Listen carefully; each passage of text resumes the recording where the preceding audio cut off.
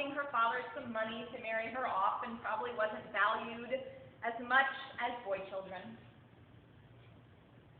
We need to remember that this is a society where this woman who's been bleeding for 12 years was considered very unclean, untouchable.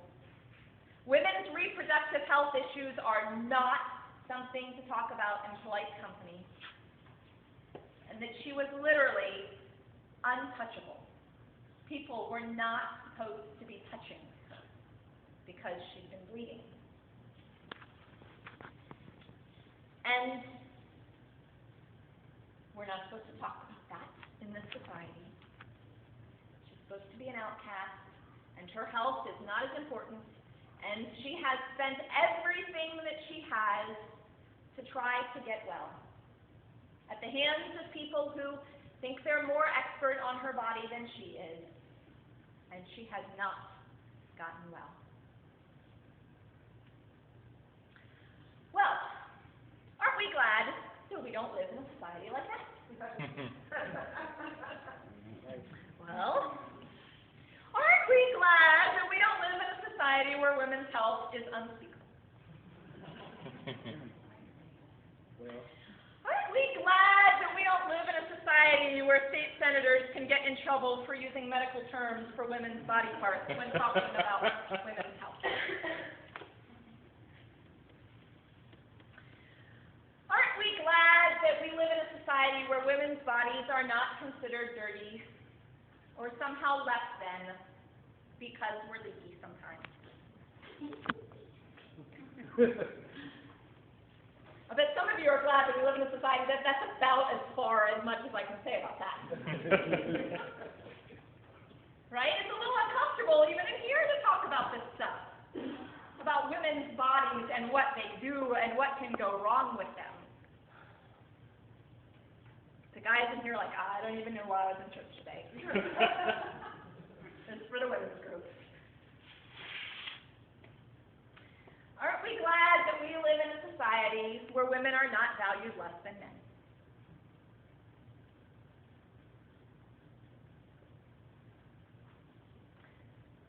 You know, when I was in seminary, my professors told all of the female preachers, that when we're preaching, we should learn to use the lower ranges of our voices to speak as deeply as possible. Because everyone in our churches is used to hearing authoritative voices low. And that even in churches that think that they're perfectly fine with a woman pastor, people are more used to hearing sermons in low tones of voices.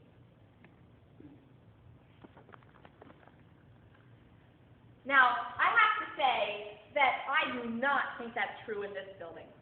And I have to say that in this congregation, I have never, ever once felt like any of you have valued me less as a preacher because of my gender. And I give thanks to God from the bottom of my heart. You all are an amazing group. And I think I'm the only one of my female colleagues who can say that.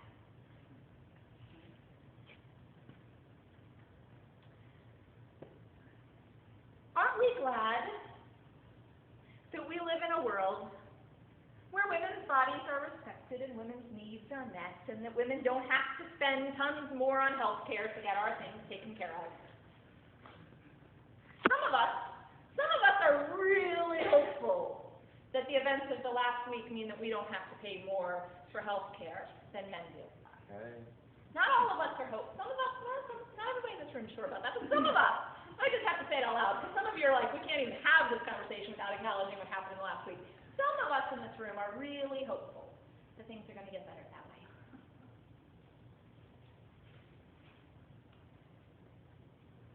Aren't we glad that we don't live in a time where some parts of the body of Christ don't acknowledge women leadership in the church? It's real easy to say, oh, those other churches. Oh, those other churches. But they're all part of the same body of Christ as us, aren't they? All part of the same body of Christ. And when one part of the body is sick, many parts of the body are sick. Where Churches are more concerned in cracking down on female scholars than on male priests who are abusing people.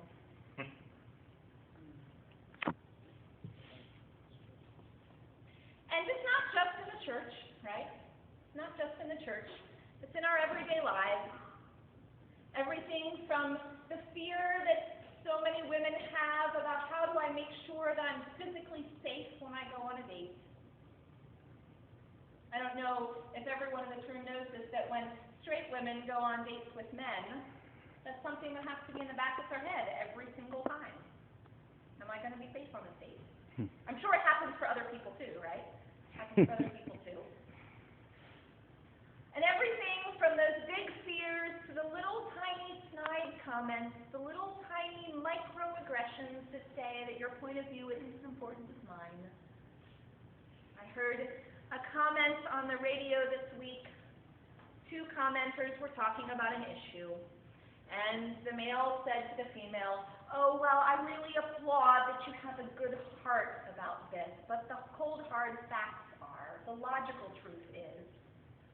He didn't have to reference her gender for everybody to hear that little snide, oh, well, that's nice that you're a woman and you have a good heart, but the logical thing is. Not to deny that things have gotten a whole heck of a lot better, right? Not to deny that. But I read this text, and you know what I'm struck by?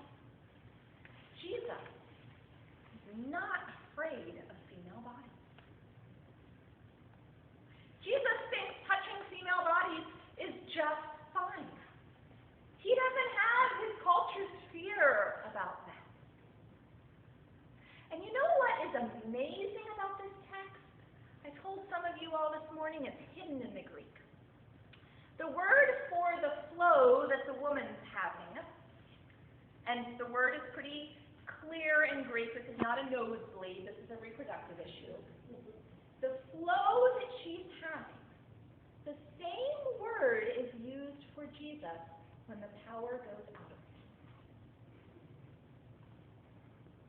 The woman has a flow of blood, and when she touches Jesus, his power flows out of him. So all those things that make people a little uncomfortable about female bodies, the flowiness of them, Jesus experiences that in this text. That's kind of striking, isn't it?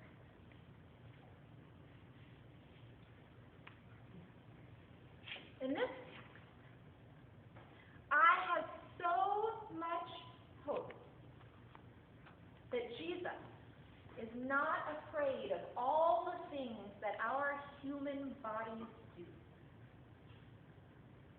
And that not only can Jesus heal our human bodies, all those things about our bodies that we're uncomfortable with don't make Jesus uncomfortable.